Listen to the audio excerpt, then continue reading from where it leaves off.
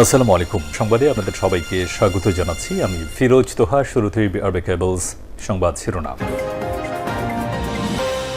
বাংলাদেশের সর্বশেষ গুরুত্বপূর্ণ আপডেট সংবাদে আপনাকে স্বাগত। শুরুতেই সংবাদ শিরোনাম, পরে বিস্তারিত। প্রথমেই জানাবো, নতুন ভোটার হওয়ার সুযোগ, সময় 15 দিন। নতুন ভোটার তালিকার নাম অন্তর্ভুক্তির জন্য আগামী 31শে জুলাই পর্যন্ত আবেদন গ্রহণ করবে নির্বাচন কমিশন ইসি। এর ফলে যেসব নাগরিক এখনও ভোটার হননি তারা আগামী 15 দিনের মধ্যে আবেদন করার সুযোগ পাবেন। আসন্ন স্থানীয় সরকার নির্বাচনকে সামনে রেখে 18 বছরের পূর্ণ করা নাগরিকদের ভোটার তালিকায় অন্তর্ভুক্ত করতে এই উদ্যোগ নিয়েছে নির্বাচন কমিশন। আজ নির্বাচন কমিশনের পক্ষ থেকে সব তথ্য নিশ্চিত করা হয়েছে। এরপর জানাবো, তোমার অভাবেই শেষ হয়ে গেলাম, আত্মহত্যার আগে ফেসবুক পোস্টে পুলিশ সদস্য। রাজধানীর ডেমরা থানাধীন ডেমরা পুলিশ লাইন্সের একটি বহুতল ভবনে সাইদুল ইসলাম নামের এক পুলিশ কনস্টেবল আত্মহত্যা করেছেন। এর আগে নিজের স্ত্রীকে ফেসবুকে একটি পোস্ট করে তিনি লিখেছেন যে তোমার অভাবে শেষ হয়ে গেলাম। আজ ভোরে এই ঘটনা ঘটে। পরে অচেতন অবস্থায় তাকে উদ্ধার করে ঢাকা মেডিকেল কলেজ ঢামেক হাসপাতালে ভর্তি করা হলে কর্তব্যরত চিকিৎসক তাকে মৃত ঘোষণা করেছে। এই ঘটনার পর পরিস্থিতি থমথমে অবস্থা বিরাজ করছে। এত অল্প বয়সে একজন পুলিশ সদস্য কিভাবে মারা গেলেন সেটি নিয়ে সবার মনের মধ্যে এক ধরনের জল্পনা কল্পনা রয়েছে। আসলে পারিবারিক অশান্তির কারণেই উক্ত পুলিশ সদস্য এই আত্মহত্যার পথ বেছে নিতে বাধ্য হয়েছে। এবারে জানাবো, বাড়ছে পানি, শনিবার খোলা হবে কাপ্তাই বাঁধের 16টি জলকপাট। জেলার কাপ্তাই লেকের পানির উচ্চতা বৃদ্ধি পায়। শনিবার বাঁধের স্পিল ওয়ারের 16টি জলকপাট আংশিক খুলে দেওয়া হবে যাতে করে সেখান দিয়ে অতিরিক্ত পানি নিষ্কাশন করা যায়। বর্তমান পানির লেভেল হচ্ছে 103, আর এই বাঁধের পানি ধারণ ক্ষমতা হচ্ছে 109। বাঁধকে বাঁচানোর জন্যই মূলত এই ব্যবস্থা গ্রহণ করা হচ্ছে, যাতে করে বাঁধের কারণে অতিরিক্ত পানির কারণে বাঁধের দেওয়ালে কোনো ফাটল দেখা না দেয়। এ কারণে এই ব্যবস্থা গ্রহণ করা হচ্ছে। এবারে জানাবো, সাতকানিয়ায় বন্যা দুর্গতদের মাঝে ত্রাণ বিতরণ। চট্টগ্রামের সাতকানিয়ায় বন্যায় ক্ষতিগ্রস্ত বানভাসী মানুষের মতো ত্রাণ বিতরণ করেছেন বিএনপির নেতা আমির খসরু মাহমুদ চৌধুরী। তিনি আরও জানিয়েছেন যে ত্রাণ কার্যক্রম অব্যাহত থাকবে। অবস্থায় সবাইকে আরও বেশি সতর্ক থাকতে হবে। এবং সর্বশেষ জানাবো সবথেকে দুঃসংবাদ। স্বাধীনতা ঘোষণার মাঝে বেলুচিস্তানে সেনাবাহিনীর উপর ব্যাপক হামলা, ৪৫ সেনা সদস্য নিহত।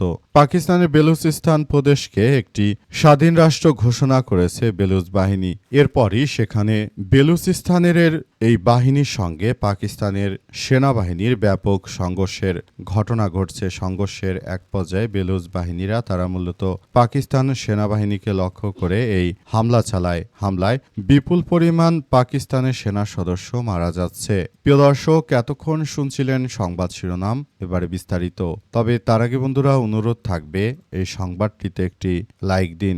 এই চ্যানেলে আপনি নতুন হয়ে থাকলে আমাদের সংবাদটি দেখতে দেখতে চ্যানেলটি সাবস্ক্রাইব করে রাখুন। কমেন্ট করে বন্ধুরা আপনার মূল্যবান মতামত জানিয়ে দিন আপনি বিশ্বের কোন দেশ থেকে বা বাংলাদেশের কোন স্থান থেকে আমাদের সংবাদটি দেখছেন এবং শুনছেন। আর বন্ধুরা, সংবাদটি আপনার সোশ্যাল মিডিয়া ফেসবুকে শেয়ার করে বন্ধুদেরও দেখার সুযোগ করে দিন।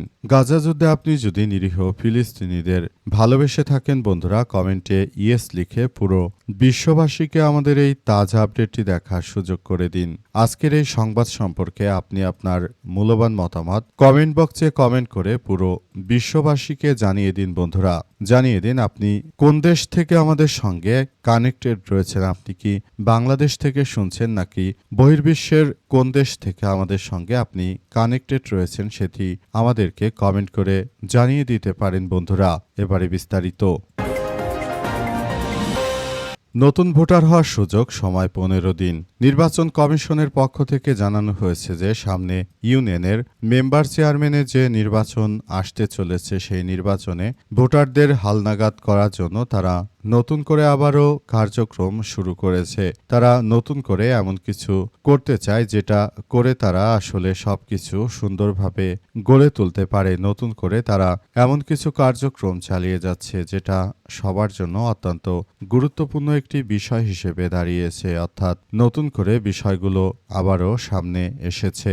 এখন থেকে ভোটাধিকার নতুন করে আগামী মেম্বার চেয়ারম্যানের নির্বাচন উপলক্ষে আগামী 15 দিন অর্থাৎ বর্তমান আজকে যে জুলাই মাসের 15 দিন শেষ হয়েছে, আগামী আরও 15 দিন পর্যন্ত আবেদন গ্রহণ করা হবে নির্বাচন কমিশনের পক্ষ থেকে, এমন ঘোষণা দেওয়া হয়েছে। ঘোষিত কর্মকাণ্ড অনুযায়ী এটি আসলে পরিচালিত করা হচ্ছে। এই ঘটনায় নতুন করে আবারও দেশের মধ্যে নতুন ভোটার হওয়ার সুযোগ দিচ্ছে নির্বাচন কমিশন, যেটা অনেকের জন্য ইতিবাচক ঘটনা। অনেকেই ভোটার হওয়ার জন্য দীর্ঘদিন ধরে প্রচেষ্টা চালালেও অবশেষে ভোটার হওয়ার সুবর্ণ যে সুযোগ পেয়েছে সেই সুযোগ যেন কোনোভাবেই মিস না হয়, সেজন্য তারা যার যার জায়গা থেকে আসলে ভোটাধিকার প্রয়োগ করার জন্য তারা এমন কার্যক্রম চালিয়ে যাচ্ছে। এর জন্য এই মুহূর্তে ভোটাধিকার হওয়া অত্যন্ত প্রয়োজন, যাতে করে আগামী মেম্বার চেয়ারম্যানের ইলেকশনে স্বতঃস্ফূর্তভাবে ভোট দেওয়া যায়, এমন বিষয়টি সামনে নিয়ে এসেছে নির্বাচন কমিশন। তাই যাদের 18 বছর পূর্ণ হচ্ছে তারা আবেদন করে তারপর ভোটার হতে পারেন। তোমার অভাবে শেষ হয়ে গেলাম, আত্মহত্যার আগে ফেসবুক পোস্টে পুলিশ সদস্য।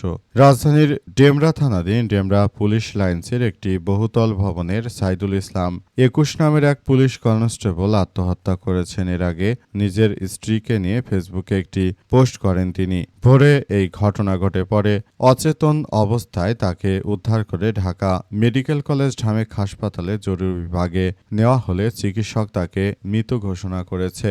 হাসপাতালে সাইদুলের চাচা সোহাগ জানান, সাইদুল প্রায় 9 মাস আগে বাংলাদেশ পুলিশের কনস্টেবল হিসেবে যোগদান করেন। তিনি ডেমরা পুলিশ লাইন্সের 20 তলা ভবনের 9ম তলায় থাকতেন। একই ভবনের নিজ কক্ষে গলায় ফাঁস দেন তিনি। পরে সহকর্মীরা তাকে অচেতন অবস্থায় উদ্ধার করে ঢাকা মেডিকেল কলেজ হাসপাতালে নেওয়ার পর তাকে মৃত ঘোষণা করে। ঘটনার 16 ঘন্টা আগে নিজের ফেসবুক আইডিতে স্ত্রীকে নিয়ে পুরনো কিছু ছবি দিয়ে একটি ভিডিও পোস্ট করেন সাইদুল। পোস্টটি হুবহু তুলে ধরা হলো। তোমায় কেন্দ্র করে আমি যে জগৎ সাজিয়ে গুছিয়ে গড়ে তুলেছিলাম, একটু একটু করে হঠাৎ যেন সেটা জগৎটাকে দুদিনের চোখের সামনে ভেঙে চুরে চুরমার করে দিলে। আমি সবকিছু চুপচাপ দেখে গেলাম।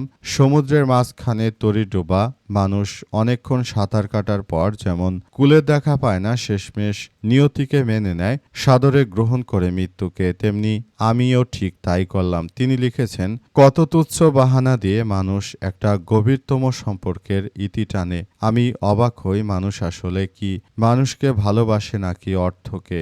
মাঝে মাঝে কেন জানি নিজেকে দেখলে অনেক মায়া লাগে, হাহাকার লাগে। কি হয়ে গেলাম, কি বানাই গেলাম? আচ্ছা বলো তো, আমার দোষটা কি ছিল, কি করেছিলাম?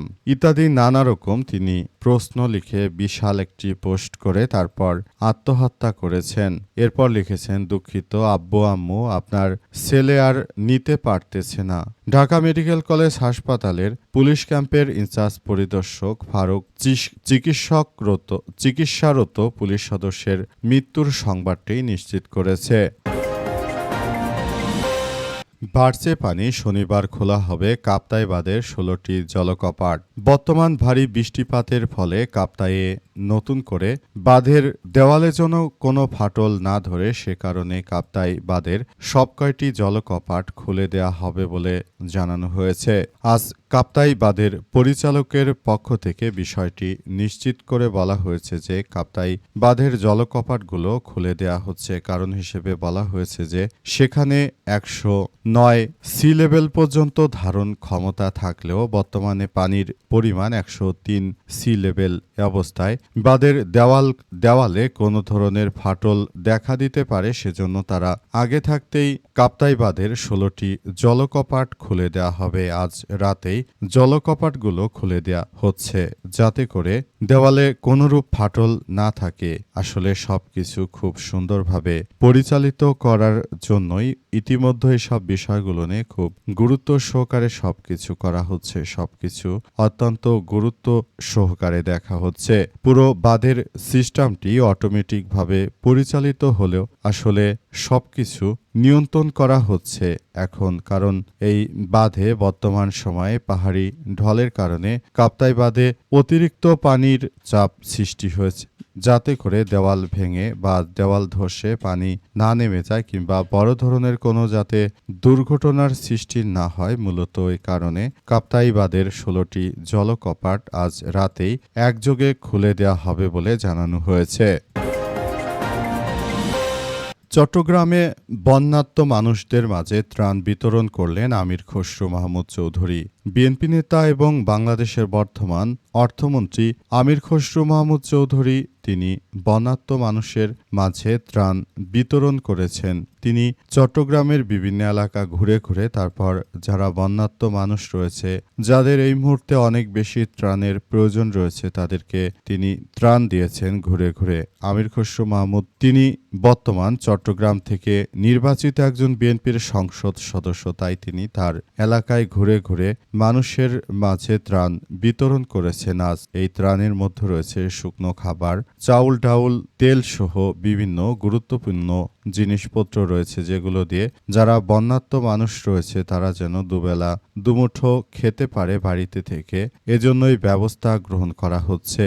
মূলত বিএনপি সরকারও চায় যাতে করে দেশটাকে আরো সুন্দরভাবে পরিচালিত করা যায়, এজন্য তারা এভাবে কার্যক্রম চালিয়ে যাচ্ছে। সবকিছু খুব সুন্দরভাবে গড়ে তোলার মধ্য দিয়ে আসলে সবাইকে এগিয়ে যেতে হচ্ছে। এই মুহূর্তে সবাইকে খুব সুন্দরভাবে প্রতিটি কার্যক্রম আসলে এগিয়ে নিয়ে যাওয়ার প্রতি উদাত্ত আহ্বান জানানো হচ্ছে।